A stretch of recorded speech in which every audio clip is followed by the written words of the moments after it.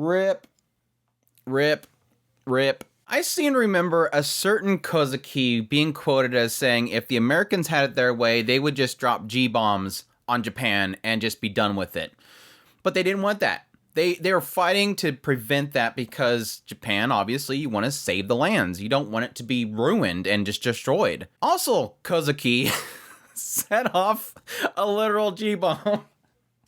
I'm sorry. I understand why they did it, but at the same time, I can't help but go, that looks awfully like a G-bomb. They just did it. They literally did exactly what they don't want to do. But yeah, like I said, I understand the whole idea of not wanting this technology to get out, but let's be honest, I mean, the first person to jump to setting off this thing was Kozuki. Like, the moment that something went wrong during this mission, she was like, set it off.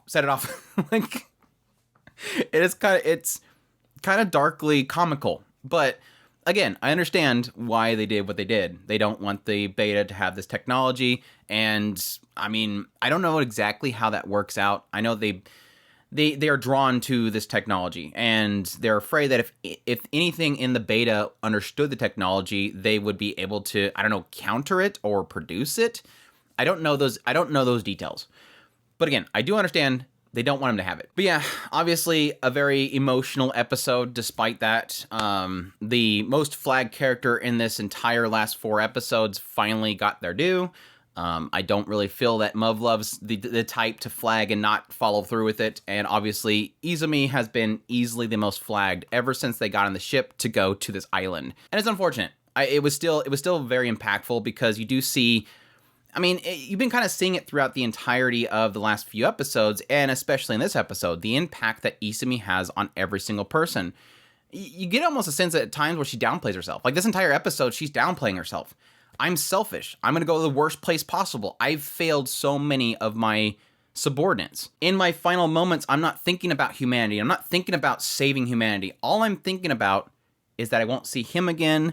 I'm thinking about my family. I'm thinking about my sister. Those are the things that are in her mind. She feels like she's selfish and she's not doing anything, but yet at the same time, you see the impact of her. You see the lives that she's affected and the people that she's kind of lifted up. And I think that contrast was really fantastic. And I think they pulled off really well just having this little final moment conversation with every single person and seeing, no, you do impact people. No, you are special to everybody. But no, jumping back to the earlier segments of this episode, they obviously established that because of the activation of XG70, obviously that was what was drawing all the beta towards her. It was pretty much the moment that Sumika showed up, everything went to her. Again, they obviously see this as some sort of threat or possibly some advanced technology that they want to get to. And knowing this, they decide they want to activate it and then draw everything in that'll allow Shirogane and everybody to get out. They also spent quite a bit of time showing the ship battalions sort of just holding their ground. Again, understanding how important this is and that their lives would be a worthy sacrifice for this cause. But yes, unfortunately, Kashiwagi, again, technically flagged, does see her end, which was surprising to me, honestly. I mean, despite the fact that later on, technically Kozuki points out the fact that hundreds of people died during this. This is a war. Hundreds of people had died. It was surprising that Kashiwagi was technically the first person that we've seen that was a main cast member that actually got taken out. But they sort of implied that, I guess because her entire suit itself disappeared, like the signal from her fortified suit disappeared, that she was consumed, or I guess she could have been crushed or split in half. But again, this leads them to decide they're just going to detonate it. And despite this admiral having a big issue with this, he's like, you know, you're not going to get away from your mission this easily. You're a commander of a special mission. You're not going to get out of this so easily. We'll send a group in there. But no, Kozuki agrees. This is the best way. This is the best outcome out of everything. Like, all the options they have, this is technically the one that has the best potential. Once again, putting aside her own emotions, which again, I really do always struggle with Kozuki. I think she's a manipulative, nasty person, but at the same time, she's always going to look after the outcome of humanity itself. No matter the sacrifices, she's always going to put aside her own emotions. I was kind of hoping to see some sort of breakdown from her. I mean, I was kind of expecting that with Jinguji, but I guess without her, this is equally as much. But yeah, as it's activated, all the beta are coming towards the XG70. Everybody flees. I like how they got this one brief shot where Shirogane lands on the ship and is dropped down the elevator, and you see him coming out with his body bag, and it's like, I hope she could breathe in that, if she even needs to breathe, I guess. They're thankful because apparently nothing's wrong with her. She's just unconscious.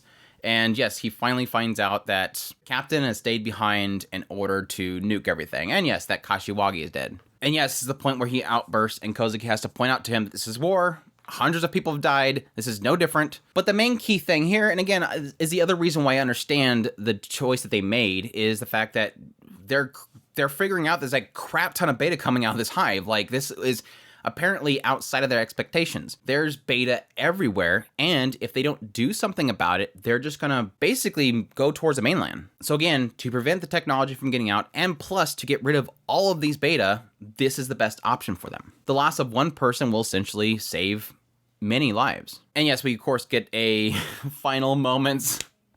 Yes, I will admit, they did pretty good keeping the time clock for the 30 or 10 minutes that she had to technically the conversation she was having. I think there was one brief moment between Shiragani's conversation and her talking with the rest of the fleet that for some reason she got like an extra 30 seconds. So I don't know, maybe the system stalled for a little bit. But again, this is like that whole segment of time where she's downplaying herself, but at the same time, everybody's kind of lifting her up. Kozuki and her talking about how they're both going down to hell and there's no chance they're going to meet Jinguji. Her, of course, kind of passing on the baton to each of her members. And again, hitting on that fact that despite the fact that she sees that she's selfish, because in this moment, all that she can think about is herself and the people that she loves, Shirogane properly kind of counterbalances that. Like, who cares?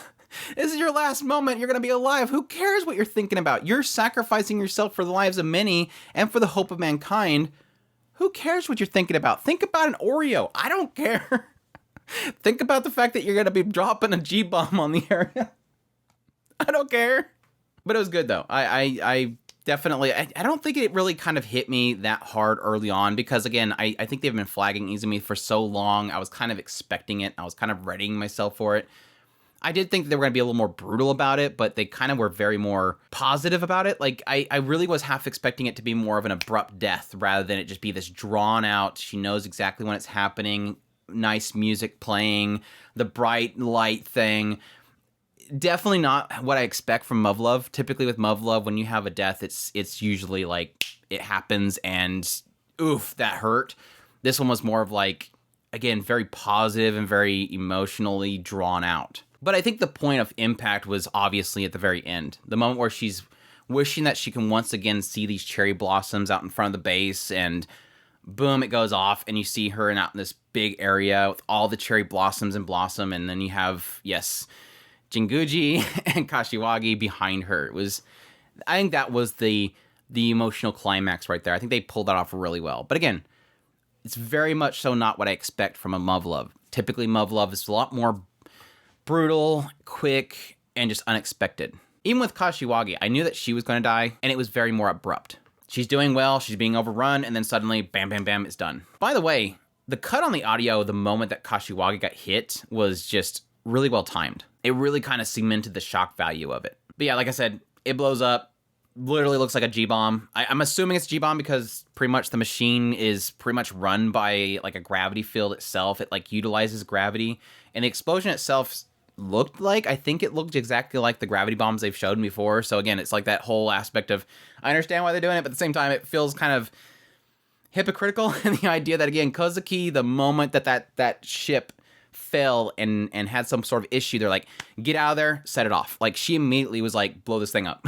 And it's like, but you guys don't want that, all right? You wouldn't be searching for something to get around it. They eventually found a way they were hoping that they can get around it with just the autopilot, but still. Now, with this whole thing wrapping up, I think my biggest surprise in this whole thing is they sort of hinted at the idea of it getting back into that element of the resets with Shirogane. And I honestly, during this entire operation, I was half expecting them to have a reset point for Shirogane. Like, he dies and they reset to a certain point in this mission. But again, it does seem like they don't really want to utilize that. It seemed like the storytelling does not want to utilize that at all, which makes you wonder if this is a possibility of something that they'll get into later on. But with that said, this is episode 11 of 12 of this part, and so that makes me concerned about, I guess this is the stopping point. Like, they're going to go back to the base, they'll probably talk about who all they lost and how, you know, what they're going to do going forward, but then that's going to probably be the stopping point. I don't necessarily, again, I haven't read the visual novel. I know that there's still more, so kind of wondering at this point if we're going to get another season of this series or not. I would hope so. I've been enjoying the series and I'm invested this much, so I would hope that we get something more, but